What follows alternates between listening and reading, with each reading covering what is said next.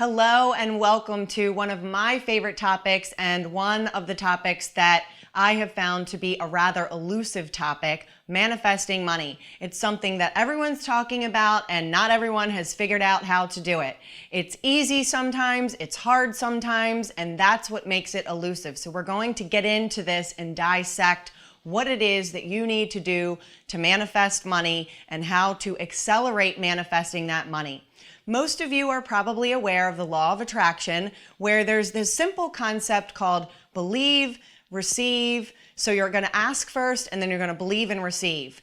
And I know when I first heard that concept that it did not make sense to me. In fact, I remember sitting around with my girlfriends and kind of laughing about the law of attraction in the way that it was portrayed in The Secret, where it's like, oh, so if we just ask and say we want to be skinnier and we stand in front of the mirror and we believe and then we go, oh, and we're going to receive, that it would happen. And obviously that wasn't the case.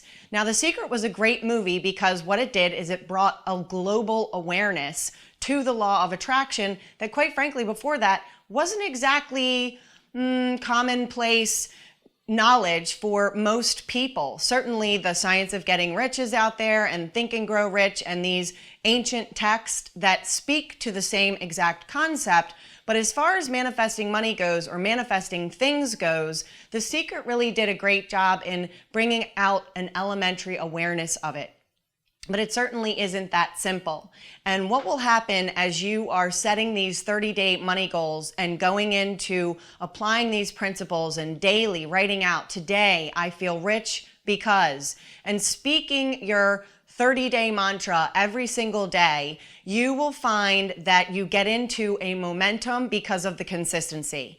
Now, one of the things that is very important is on day one, when you set your money goal, your excitement and your enthusiasm and your faith and belief have to be the same level, if not higher, at the end of the 30-day time period. And what I have found is that women are brilliant at waiting for the other shoe to drop or saying, you know what, I'll settle for this. That is not what this is about. If you want to be a true master manifester and you want to be a professional woman who has her own money and is empowered financially, then you have got to get into the zone. You have to get into the energy of not taking no for an answer, choosing in this moment to stand up tall, put your shoulders back, hold your chin high, and make a commitment to not settle for less in any area of your life, and especially in the area of money. If you're just manifesting and the universe doesn't know the difference between $5,000 a month or $50,000 a month, it is all the limitation in your mind. Now, what I will say about when your money goal is $10,000, I'm giving that as an example. You get to pick the number. But what I am saying is that when you get to the 30-day mark and you may have gotten to 8,000 or maybe you only got to 4,000, you need to sit down and write out other times in your life where you have watched money come in an instant. Literally, it can be in an instant. And each amount of money that comes in, whether it's $27 or $2,700, that is a clue that you are going towards your goal. And a lot of times when things show up in our lives, we say, this isn't it. This isn't what I asked for. This isn't what I manifested. Florence Scovel Shinn, who wrote The Game of Life and How to Play It, had a great story in there. And it is a story about a woman who wanted to manifest a new set of dishes. And so she was doing what was called back in the day treatments. Now we call them affirmations or mantras or whatever you want to call it.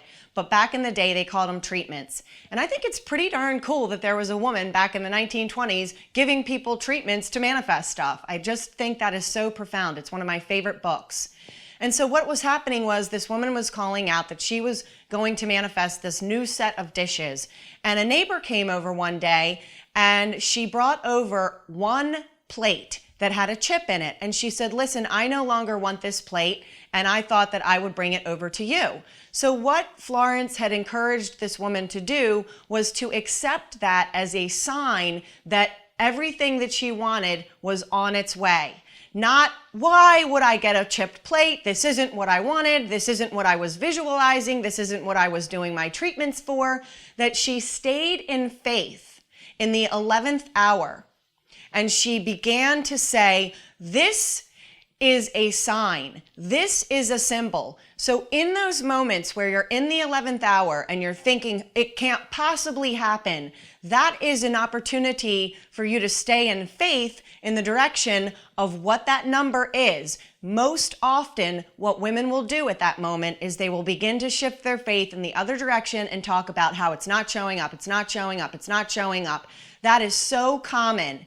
And the biggest shift and the biggest opportunity that you have to eliminate that for good is to have unwavering faith in the 11th hour, knowing and trusting and providing proof to your brain by writing down what it is that you have seen happen in the past. And if you do not have an anchoring point or a reference point, as I call it, then you can harness it for someone else. You know someone else in the industry, or you know someone else that has had unexpected money coming to them, or you know someone else that has made $10,000 in a day.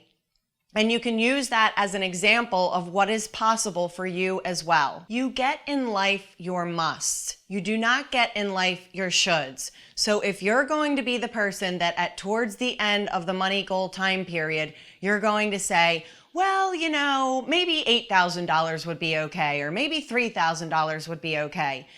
Again, whatever the number is on day one, it has to be the same on day 30 or 31. So really getting into that energy, and the work to be done here is you sitting and you visualizing. And the piece that was left out in the ask, believe, receive that was taught in The Secret is the feeling element. So the fastest way to accelerate what it is that you want to draw to you is not only that you have a purpose for this money and you have that written out, but also that you would sit daily for a minimum of 2 minutes, a maximum of 5 minutes. This is not hard work. You get to reprogram the belief that making money has to be hard. It is not hard. It is very easy to make money when you apply the universal principles and the universal laws. So sitting and harnessing an emotion of appreciation and seeing things from the end on day 1 or day 7 or day 14 or day 21, you're sitting in a visualization practice and you're imagining yourself at the end of that goal and you're feeling the feelings to the point where it evokes emotion. You might even cry in excitement or cry in feeling like, wow, I really am worthy of this abundance, or it really is easy. You might even feel excitement and jump up and scream at the top of your lungs. If you really had $10,000 show up, what would you do? What would your reaction be? And that's what you need to harness as though you're at the end. It will not happen unless you have this element of deep appreciation and deep emotion and feeling as though you have already arrived. As you continue to call out your mantra and change your physiology and go into the visualizations with the energy and the emotion and the appreciation, you will begin to build consistency and momentum like never before. It's not to say that you might not fall off of your practice, but it's that you will always come back to that practice. You will always come back to writing out, today I feel rich because. You will always come back to visualizing and feeling, and you will always come back to any time that you're going throughout your day and a false belief or a money rule comes through that is not in alignment with what you believe, or you hear a voice that's like, that's not going to happen, or we'll just settle for less, or whatever that might be. This is your moment to literally jump up from where you are and get your physiology going, get dancing or get jumping or get walking, and then continue to call out that mantra with tremendous emotion. When I first learned about applying this principle to manifesting money, it was really interesting to me. I was at a business mastery training with Tony Robbins, and he was having us do it for another reason. It was just to change our emotional state. And I came home from that and I thought, what if I applied that principle to this money packet, to this money manifesting thing? And it really just shifted everything. So if you stay in the energy and you bring yourself back and you're literally training your psychology and training your physiology to be in this energy of, I will not take no for an answer. I will not settle for less. I will stay in this energy and I will believe and have unwavering faith, and I will strengthen the muscle of faith. And when I feel the doubt come up and I'm about to go and put my faith in the direction of what I don't believe, I am not available to talk about that with anyone. I'm not available to go and say, it's not happening, it's not happening, it's not happening. Develop a level of feminine maturity and get yourself back into this energy with a high level of self-discipline. And I can assure you that month after month, you will see your money coming in and you will see your energy change and you will be in the flow and in the zone. And if you have a day where you get off, then get back into the flow, get back into the energy. And that is where the key is to manifesting money.